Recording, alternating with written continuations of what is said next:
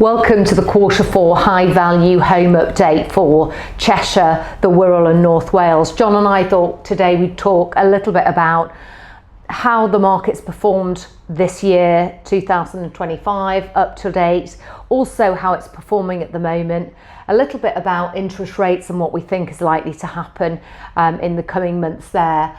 And we'll talk a little bit about rumours that have been projected for potential changes to the budget, and then a little bit of advice as to what to do if you're selling.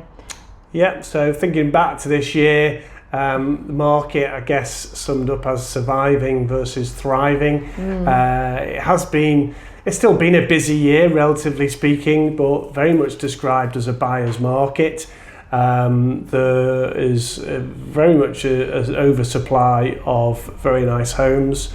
Buyers have their pick, they're taking longer, being more discerning, and often coming back with lower offers, which are then being sometimes passed on, negotiated, or more often than not passed on further down the chain. So there are deals to be done, but it's certainly not as fast-paced and exciting as we've seen in previous years. No, it's a mixed market, isn't it? And I think people are waiting for this budget. Yeah, the budget, and also thinking about interest rates.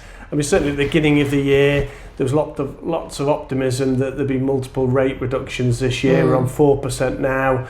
I think the next meeting is around about the 6th of November, pre-budget. So best guess at the moment is that that's unlikely to see any changes. So we'll probably stick at 4%. That could be us then, maybe until first quarter next year.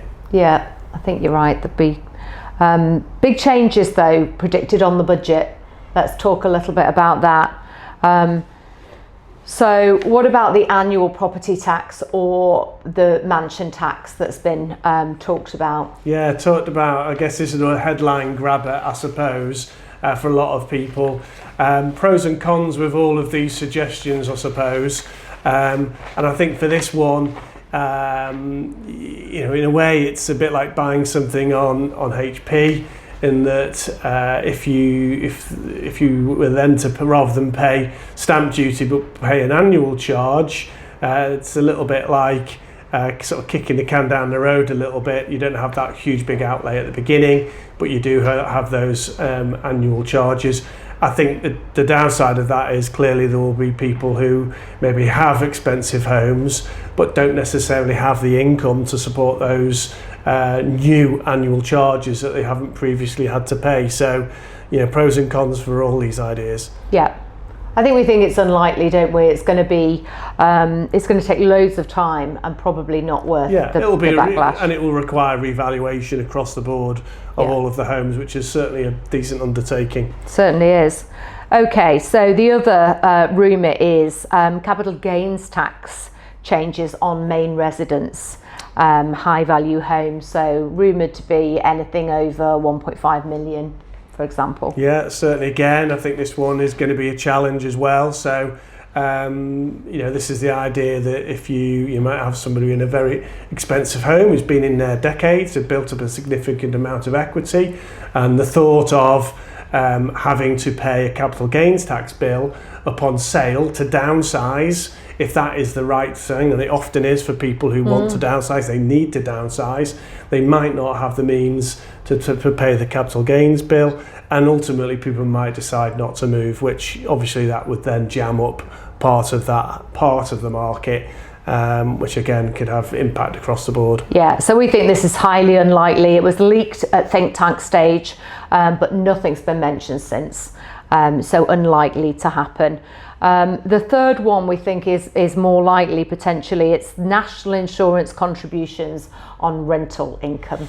Yeah, a topic close to our heart as investors ourselves, and I think this is probably easier pickings from the government's perspective. Landlords, second home, holiday home owners have been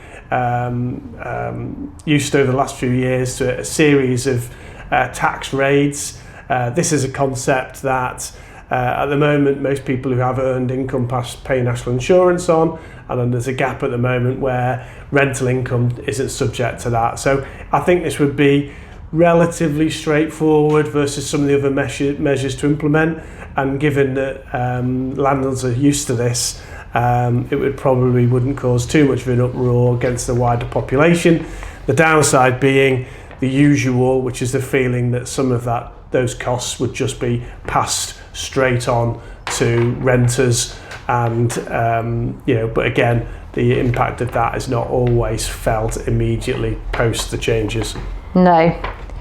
And the fourth rumour is in relation to council tax reform, so the new property-based local tax. So that's and I think again, so this is the concept of sort of introducing new bands, rebans, new bands at the top, and again, I think that is. I don't think there'd be a huge amount of pushback. I think people might see that it's fair that people with more assets and income do pay more. So I think that would be, might even be well supported as one of the options. But again, I think there will be challenges in implementing that. Certainly quickly. So one of the thoughts that we had was possibly it could come in as a guideline, but may not be implemented immediately. It might take another term before that gets implemented. Sorry, John. Yeah, no, that's fine. And finally, inheritance tax reliefs and changes and tightening of those reliefs. Yeah, another one which might ultimately make sense, but I think most people might remember the scene of all of the tractors trailing their way through Westminster when they brought some changes into the farming community. And I think the same could be said true of this. To bring your own home, the value of your own home into your estate for inheritance tax. Again, quite wide-ranging implications on that, and not the most popular options, I wouldn't have thought. So I suspect, rather than, there might be some tweaks around the edges around inheritance tax as opposed to a full-on approach of bringing in your own home, I suppose. But I think there's something there somewhere, I think, bubbling up. People are waiting, aren't they, with bated breath as to what is going to happen. We've put predictions on all of those potential changes. So if you would like a copy of the Q4 update, please do reach out to us. We can send that out to you. But we've given our view on what we think is likely and what we think is unlikely. But to be honest, it is just it's a guess at this moment from what we're seeing in the press. I think generally we're just waiting to get this budget over with, because it is causing many people to sit on their hands and just wait for what might be coming down the line. So what to do if selling? It's still possible to sell.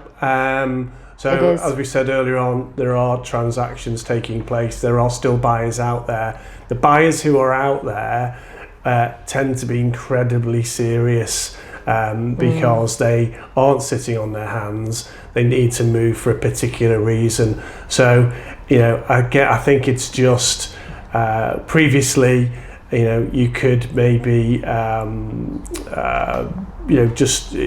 a pricing perspective, if you were there or thereabouts, you would get interest in viewings. It's more important than ever to have, the best possible price, because it's so price sensitive. Yeah, and then the marketing to back that up.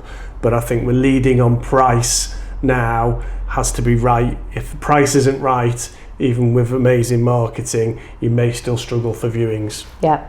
And I think just get ahead and get ready for when it bounces back. There's an awful lot of people who have got their marketing with us on the shelf and they're ready to press that button, whether it's immediately after the budget or whether it's on Boxing Day or whether it's early in January.